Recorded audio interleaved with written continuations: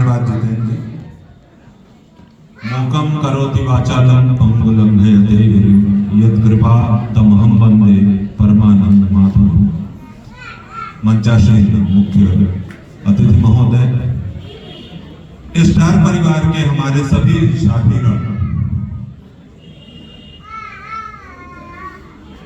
वर्ष 1999 एक छोटी सी संकल्पना, एक छोटा सा संकल्प, कोई एक छोटा सा बीज, उसने ये सोचा कि मिट्टी में दबूंगा।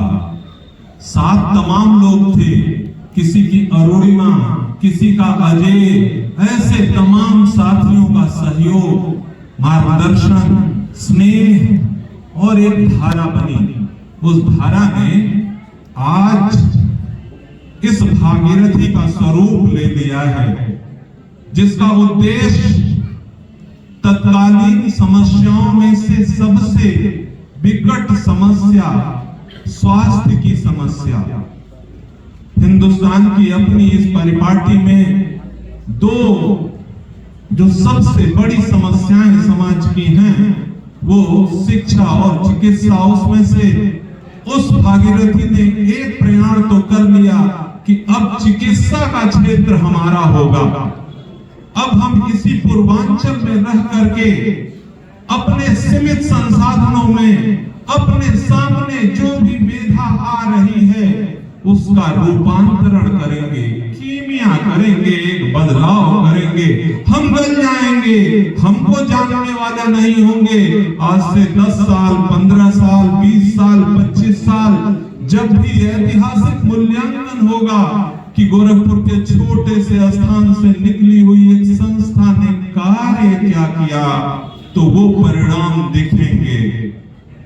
समय बदला, परिस्थितियां बदली, शिक्षा के परिवेश भी बदलते गए, तो अपना ये जो कार्य कर रहा था इसमें बहुत सारी रुकावटें आने लगी। स्कूली शिक्षा तो कमोबेश ग्लोबलाइजेशन के दौर में गुरुजनों के स्नेह और सानिध्य ने पूरी तरह से चौपट कर दिया। विद्यालय और कॉलेज किस स्तर पे पहुंच गए, इसका यथेष्ट मूल्यांकन हो जाए तो यहां से लेकर के वहां तक नागपुर का डंडा भी हिल जाएगा कि 20 साल में इस विकास की अवधारणा ने शिक्षक को कहां पहुंचा दिया है। कहां ढूंढे हम वो अच्छा शिक्षक जो कीमिया कर सके।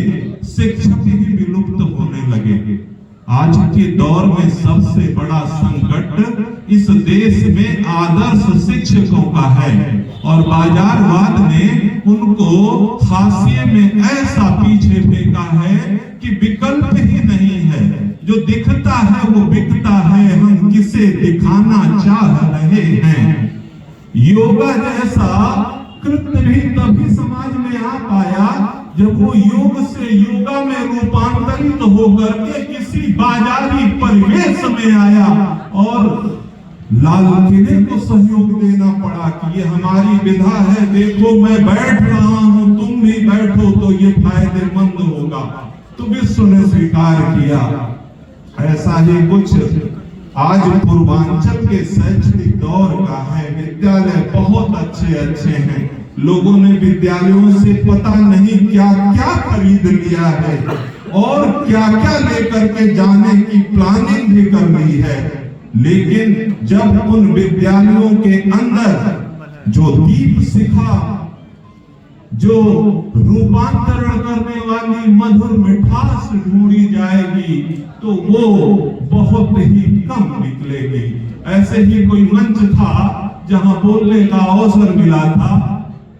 कुलपति महोदया से कहा मैंने कि इस देश में मात्र विकास की एक परिपाटी होनी चाहिए कि हमारे